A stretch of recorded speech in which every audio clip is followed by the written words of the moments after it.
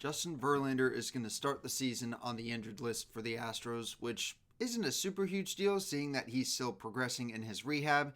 It's just that he's not going to be ready to start the season, which, that would have been nice because we like seeing him on opening day. But, the fact that he's only going to miss 2 to 3 weeks of the season, again, I did go back on this saying this would be best case scenario if this were to be the case. And luckily, it seems that it's going to be the case. We could see him return in the month of April. But regardless of what happens, we will for sure not have him for the first 2 to 3 weeks or so to start the regular season. Meanwhile, Jose Urquidy had a shortened minor league start on Friday, so yesterday, as of when you guys are probably seeing this video, because he was pulled from it with an apparent elbow injury in his throwing elbow. Now, elbow injuries on pitchers are a very, very big deal because more often than not, they require surgery, as has been the case with some of our guys like Luis Garcia, and I believe also Lance McCullers Jr. But Dana Brown, the Astros GM, stated he wasn't super concerned about the Astros pitching depth with Justin Verlander going on the IL, but there is still the possibility that Jose Urquidy could also go on there to start the season. But with that being said, there have been a lot of rumors floating around that the Astros are in pursuit of free agent pitcher Blake Snell, previously pitching for the San Diego Padres. Now, nothing's confirmed as of when I'm recording this video, but we could see it happen today after this video here gets posted. But if the Astros do get him, it would fill the rather big void that our starting pitching depth is going to have to start the season, assuming Jose Urquidy goes on the injured list to start the season alongside Verlander. And assuming the Astros do get him, that would give us a pitching rotation of him, Valdez, who's going to be the Astros opening day starter, Christian Javier, Hunter Brown, and then also Jose Urquidy, assuming he's not out to start the season. Now, in case he is out to start the season, who could be the fifth man in the Astros' rather thin starting rotation? Because there's still the possibility they would have to go with a 6-man rotation to start the season.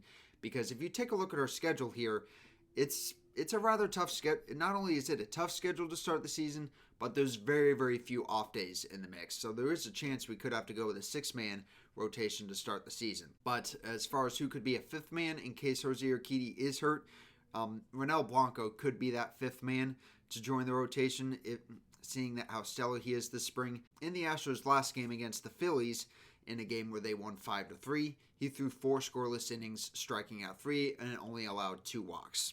So again, very good start. He also did have a couple of appearances last season. He also pitched very well in those. But for what it would take for the Astros to sign Blake Snell, it would actually require quite a bit, seeing that because we are already over the luxury tax threshold, which where we're at right now is around $255 million.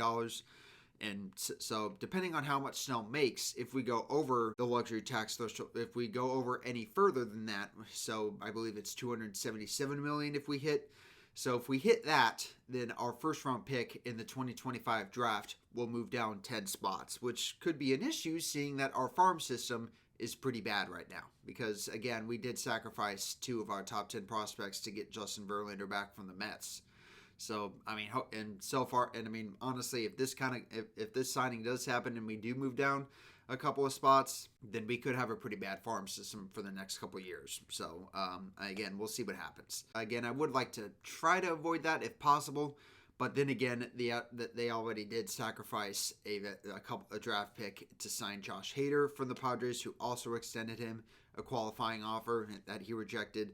And then Blake Snell, of course, he also got a QO from the Padres, projected that, as you would probably imagine. But, again, not a super big deal, but, again, I would like to see the Astros to pump some of their money to re-sign Bregman, if at all possible.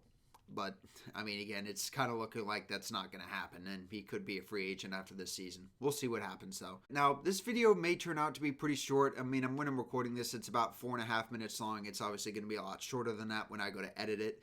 But real quick, though, before I wrap it up, I do want to real quick shine some light on Joey Lopperfido. He has had a very good spring for the Astros to this point. He went 3 for 3 yesterday with an RBI yesterday, adding on to a 381, 458, 619 slash line with 4 extra base hits. And there is a chance that this young man could make the team straight out of camp, which would be nice to see. But anyway, guys, that's going to wrap it up for this video. I know it was a little bit short, But let me know, guys, what do you guys think of this, of the rumors floating around about the Astros signing Blake Snell?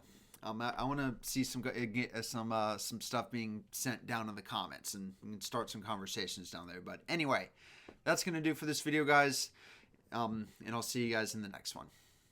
Peace out.